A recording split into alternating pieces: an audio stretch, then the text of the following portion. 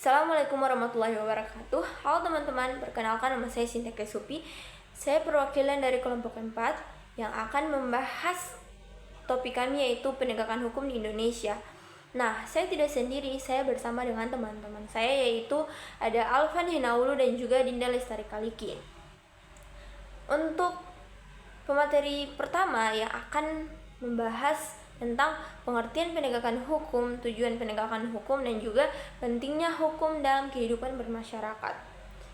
Nah, pada poin yang pertama yaitu pengertian penegakan hukum. Teman-teman perlu ketahui bahwa penegakan hukum adalah serangkaian tindakan yang dilakukan oleh aparat penegak hukum seperti polisi, jaksa, hakim, dan juga lembaga terkait untuk memastikan bahwa peraturan hukum benar-benar diterapkan dalam kehidupan bermasyarakat. Penegakan hukum tidak hanya berarti memberi hukum kepada pelanggar, tetapi mencangkup pencegahan pelanggaran, penyelesaian sengketa, dan pembinaan kesadaran hukum untuk masyarakat. Dengan penegakan hukum yang baik, aturan tidak hanya tertulis di atas, tetapi benar-benar ditaati dan dihormati oleh masyarakat maupun pemerintah. Nah, poin yang kedua yaitu tujuan penegakan hukum. Nah, di sini tujuan penegakan hukum memiliki beberapa tujuan utama, yaitu yang pertama, mewujudkan keadilan agar setiap orang diperlakukan sama di hadapan hukum tanpa diskriminasi. Nah, poin yang kedua ada menciptakan ketertiban dan keamanan sehingga masyarakat dapat hidup dengan aman dan tentram. Nah, poin selanjutnya yaitu memberikan kepastian hukum. Artinya, hukum diterapkan secara konsisten sehingga masyarakat tahu apa yang boleh dan apa yang tidak boleh dilakukan. Nah, poin terakhir yaitu melindungi hak warga negara, baik hak individu maupun hak kelompok, agar tidak dirampas atau dilanggar oleh pihak lain, termasuk oleh negara itu sendiri.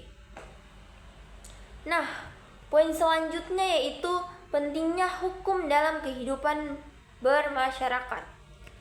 Hukum sangat penting karena berperan sebagai pedoman dalam bertingkah laku di masyarakat. Hukum menjaga ketertiban dengan mengatur hubungan antar individu dan antar masyarakat dengan negara. Selain itu, hukum melindungi hak dan kewajiban setiap individu, sehingga tidak ada pihak yang bertindak sewenang-wenang. Melalui hukum, keadilan sosial dapat diwujudkan karena setiap orang memiliki kesempatan yang sama untuk memperoleh perlindungan dan keadilan. Tanpa hukum yang ditegakkan dengan baik, kehidupan masyarakat akan kacau dan rawan konflik. Nah, itu saja poin yang saya bahas tentang pengertian penegak hukum dan tujuan penegak hukum dan pentingnya hukum dalam kehidupan bermasyarakat. Nah, poin selanjutnya yang akan dilanjutkan oleh teman saya yaitu Alvan Hinaulu. Assalamualaikum warahmatullahi wabarakatuh. Perkenalkan, nama saya Alvan Hinaulu. Saya berasal dari kelompok 3 grup kewarganegaraan. Saya adalah pemateri kedua yang akan membahas tentang unsur-unsur dan proses penegakan hukum. Oke, yang pertama adalah unsur-unsur penegakan hukum. Dalam unsur-unsur penegakan hukum ada yang namanya legal substance atau aturan hukum. Aturan hukum adalah landasan tertulis dan tidak tertulis yang menjadi pedoman dalam penegakan hukum. Tanpa aturan yang jelas, penegakan hukum tidak dapat berjalan dengan adil. Yang pertama adalah Undang-Undang Dasar 1945. Jadi undang-undang ini merupakan hukum tertinggi di Indonesia yang mengatur prinsip dasar negara, hak asasi manusia, serta kewenangan lembaga negara. Yang kedua adalah undang-undang. Undang-undang merupakan aturan yang dibuat oleh DPR bersama Presiden untuk mengatur berbagai aspek kehidupan masyarakat secara lebih rinci. Selanjutnya adalah peraturan pemerintah. Jadi peraturan pelaksana undang-undang agar undang-undang dapat diterapkan secara teknis. Yang selanjutnya adalah peraturan daerah atau perda dan peraturan lain. Aturan yang dibuat oleh pemerintah daerah untuk mengatur kepentingan daerah sesuai dengan kondisi lokal yang dialami oleh daerah tersebut. Yang terakhir adalah hukum adat dalam kondisi tertentu. Jadi hukum adat ini adalah aturan tidak tertulis yang hidup dalam masyarakat adat dan diakui sepanjang tidak bertentangan dengan hukum nasional. Poin yang kedua adalah aparat atau penegak hukum, legal structure. Aparat penegak hukum adalah lembaga dan orang-orang yang menjalankan serta menegakkan aturan hukum.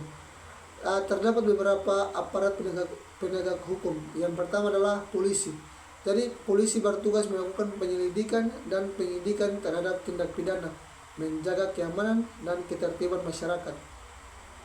Aparat yang selanjutnya adalah jaksa.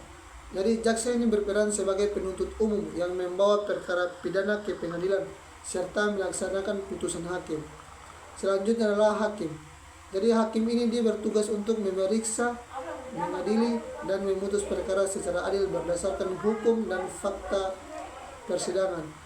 Selanjutnya adalah advokat atau yang biasa kita sebut pengacara. Jadi advokat atau pengacara ini dia bertugas untuk memberikan pandangan dan pendampingan dan pembelaan hukum kepada masyarakat agar hak-haknya terlindungi.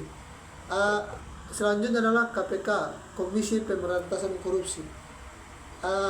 Jadi KPK ini adalah lembaga khusus yang menangani penyidikan dan penuntutan kasus korupsi yang biasanya terjadi di Indonesia. Selanjutnya adalah Bapas, Lapas, dan petugas pemasyarakatan.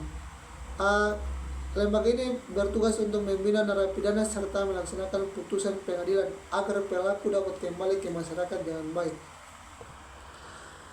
Poin selanjutnya adalah masyarakat atau legal culture. Legal culture adalah sikap, kesadaran, dan perilaku masyarakat terhadap hukum. Penegakan hukum tidak akan efektif tanpa partisipasi masyarakat. Terdapat beberapa bentuk peran masyarakat. Yang pertama adalah ketaatan pada hukum. Masyarakat harus mematuhi aturan yang berlaku dalam kehidupan sehari-hari. Selanjutnya budaya anti korupsi. Masyarakat harus menolak segala bentuk suap, pungli atau pungutan liar, dan penyalahgunaan wewenang. Selanjutnya masyarakat harus berani melaporkan tindak kejahatan atau pelanggaran hukum. Dan yang terakhir adalah bersedia menjadi saksi, memberikan informasi dan mendukung proses penegakan hukum.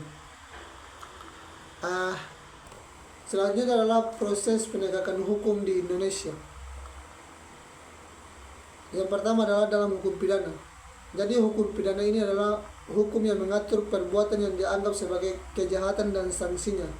Tahapan prosesnya yaitu yang pertama adalah penyelidikan. Pada tahapan ini polisi mencari dan mengumpulkan informasi awal untuk mengetahui apakah telah terjadi tindak pidana. Tahapan yang kedua adalah penyidikan. Pada tahapan ini polisi mengumpulkan bukti, memeriksa saksi dan tersangka untuk memperjelas peristiwa pidana. Proses yang selanjutnya adalah penuntutan. Jadi pada proses ini jaksa dia menyusun dakwaan dan membawa perkara ke pengadilan. Tahapan yang selanjutnya adalah persidangan. Pada tahapan ini hakim telah memeriksa perkara, mendengarkan keterangan saksi, terdakwa, dan memeriksa semua bukti yang ada. Dan tahapan yang terakhir adalah pemidanaan. Pada tahapan ini pelaksanaan hukum bagi terdakwa yang terbukti bersalah seperti penjara, denda, atau hukuman lainnya. Yang kedua adalah hukum perdata. Jadi hukum perdata adalah hukum yang mengatur tentang hubungan antar individu seperti sengketa harta, perjanjian, dan keluarga. Untuk tahapan prosesnya itu yang pertama dimulai dengan gugatan diajukan ke pengadilan. Jadi pihak yang dirugikan atau penggugat mengajukan gugatan kepada pihak yang tergugat. Tahapan yang kedua adalah pemeriksaan penggugat dan tergugat. Hakim memeriksa identitas serta pokok perkara dari kedua belah pihak. Tahapan yang ketiga adalah mediasi.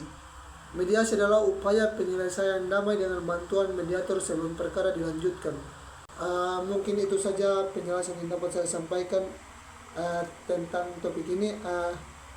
Selanjutnya geser ke pemateri ketiga, yaitu Dinda Kaliki. Halo, saya Dinda Kaliki sebagai pemateri terakhir. Pada bagian ini saya akan menjelaskan tentang hambatan, upaya, serta contoh penegakan hukum di Indonesia. Pada poin pertama yaitu hambatan dalam penegakan hukum. Penegakan hukum di Indonesia masih menghadapi berbagai tantangan. Salah satu hambatan utamanya adalah kualitas aparat penegakan hukum yang belum merata. Masih ada aparat yang kurang profesional dan belum menjalankan tugasnya secara maksimal. Selain itu, terdapat juga aturan hukum yang tumpang tindih atau kurang jelas, sehingga menyulitkan penerapan hukum di lapangan. Hambatan lainnya adalah rendahnya kesadaran hukum masyarakat, di mana masih banyak orang yang melanggar hukum karena kurang memahami aturan yang berlaku atau menganggap pelanggaran itu sebagai hal biasa. Tidak kalah penting, korupsi serta praktik KKN atau korupsi, kolusi, dan nepotisme juga menjadi penghambatan serius dalam penegakan hukum. Praktik ini juga dapat merusak keadilan dan menurunkan kepercayaan masyarakat terhadap sistem hukum. Dan selanjutnya yaitu upaya untuk mengatasi hambatan tersebut. Di sini ada beberapa langkah yang dapat dilakukan antara lain. Yang pertama, meningkatkan profesionalitas dan integrasi aparat penegakan hukum melalui pendidikan, pelatihan, serta pengawasan yang ketat. Kemudian perlu juga dilakukan reformasi hukum agar peraturan yang ada menjadi lebih jelas, lebih adil, dan tidak saling bertentangan. Selain itu, penguatan lembaga anti korupsi seperti KPK juga sangat penting untuk memberantas praktik korupsi. Dan upaya lain yang tidak kalah penting juga adalah pendidikan hukum kepada masyarakat, agar masyarakat memahami hak dan kewajibannya sebagai warga negara.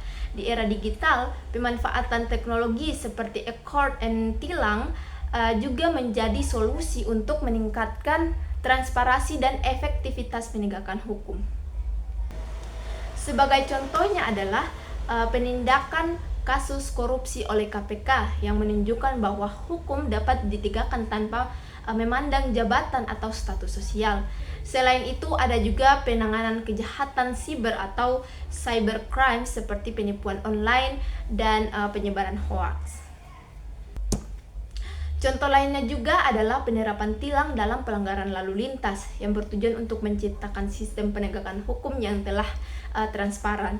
Dalam bidang perdata, penegakan hukum juga terlihat melalui penyelesaian sengketa. Jadi, penegakan hukum di Indonesia masih menghadapi berbagai hambatan. Namun, dengan upaya yang tepat dan dukungan semua pihak, penegakan hukum dapat berjalan lebih adil dan efektif. Baik, dari penerapan ketiga pemateri dapat kita simpulkan bahwa penegakan hukum sangat penting untuk menciptakan keadilan, ketertiban, dan kepastian hukum dalam kehidupan bermasyarakat. Penegakan hukum juga didukung oleh berbagai unsur dan jenis hukum yang berlaku di Indonesia. Namun, dalam pelaksanaannya masih menghadapi berbagai hambatan seperti rendahnya kesadaran hukum dan lemahnya integritas aparat. Oleh karena itu, diperlukan upaya bersama antara pemerintah dan masyarakat agar penegakan hukum di Indonesia dapat berjalan secara adil, secara efektif, dan berkelanjutan.